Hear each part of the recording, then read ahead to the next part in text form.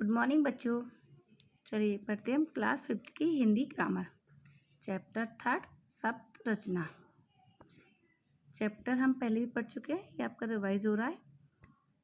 चलिए पढ़ना स्टार्ट करते हैं। हम अपने भावों और विचारों के आदान प्रदान के लिए भाषा का प्रयोग करते हैं। यानी हम अपने भावों या मन के जो विचार होते हैं उन्हें दूसरे तक पहुंचाने के लिए किसका प्रयोग करते हैं? भाषा का प्रयोग करते हैं। इसका प्रयोग हम चाहे मौखिक रूप में कर रहे हो या लिखित रूप में, हर स्थिति में अपनी बात वाक्यों के सहारे एक दूसरे तक पहुंचाते हैं। हम अपनी बात को दूसरे तक पहुंचाने के लिए चाहे मौखिक भाषा में बात कर रहे हो चाहे लिखित रूप में बात को पहुंचा रहे हो, तो हर स्थिति में अपनी बात वाक्यों के सहारे एक दूसरे तक पहुंचाते हैं। पिछली कक्षाओं में भी आप पढ़ चुके हैं कि वाक्य शब्दों से मिलकर बनता है। वाक्य किससे बनता है? शब्दों से मिलकर बनता है। वाक्य में प्रयोग शब्द पद कहलाते हैं, अतः शब्दों के बिना भाषा का कोई अस्तित्व नहीं है। देखिए ऊपर दिए गए चित्रों से हमें पता चलता है। पहले चित्र में गुलाब है, दूसरे में चित्र में मकान है। गुलाब और मकान का वर्ण विच्छेद देखिए। आपको ये तो पता ही है, व्यंजन स्वर के बिना नहीं बोले जाते हैं। व्यंजन के बोलने के लिए स्वर का प्रयोग किया जाता है। देखिए गुलाब, गा प्लस ऊ प्लस ला प्लस आ प्लस बा प्लस आ, यानी आपका व्यंजन स्वर व्यंजन स्वर व्यंजन और स्वर। ऐसे देखिए मकान, माँ प्लस आ प्लस का प्लस आ प्लस ना प्लस आ, व्यंजन फिर स्वर व्यंजन स्वर व्यंजन स्वर। यदि इन वर्णों को इधर उधर कर दें तो, यानी उल्टा सीधा अगर लगा दें तो ये क्या हो गया? लागू। और इसका क्या हो गया? नमका। इनका कोई मतलब नहीं है।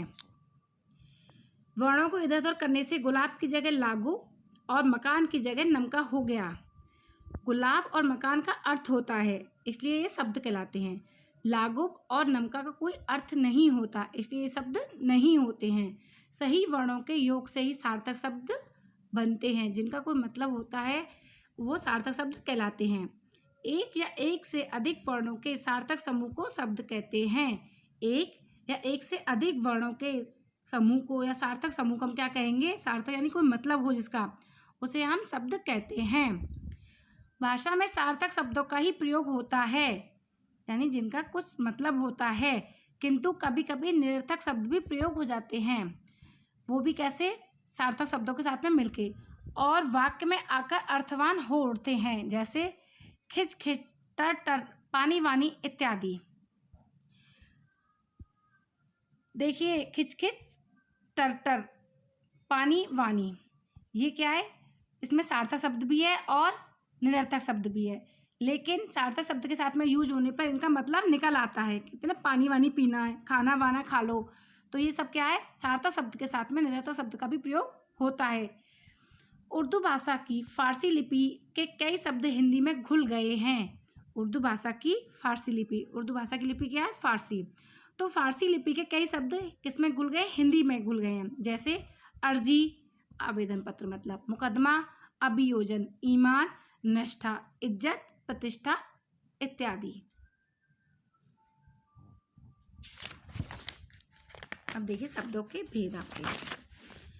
शब्दों का वर्गीकरण 3 आधार पर किया गया है। शब्दों का वर्गीकरण कितने आधार पर किया गया? 3 आधार। पहला आपका फर्स्ट यानी उत्पत्ति के आधार पर, सेकंड बनावट या संरचना के आधार पर, थर्ड आपका प्रयोग के आधार पर। अब देखिए फर्स्ट उत्पत्ति के आधार पर शब्द 4 प्रकार के होते हैं। उत्पत्ति के आधार पर भी शब्द कितने प्रकार के होते हैं? 4 प्रकार के। का तत्सम, खा तद्भव, गा देशज, घा विदेशज या आगत। अब देखिए का तत्सम शब्द, जो शब्द संस्कृत भाषा से बिना किसी परिवर्तन के, जो शब्द संस्कृत भाषा से लिए गए हैं और बिना किसी परिवर्तन के ज्यों के त्यों जैसे कि वैसे ही हिंदी भाषा में उपयोग किए जाते हैं, उन्हें हम क्या कहते हैं?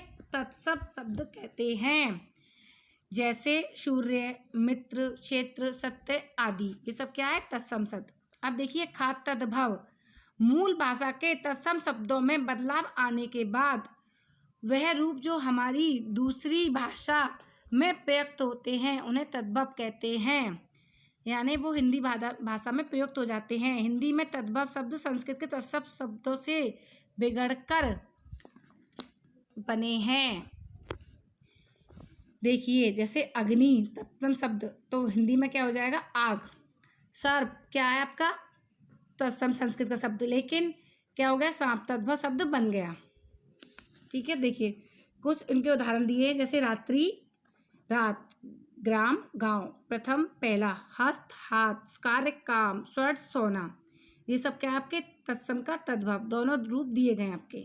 ठीक है, आज के लिए इतना ही, आगे देखेंगे वीडियो को कल। ठीक है, वीडियो देखने के लिए धन्यवाद।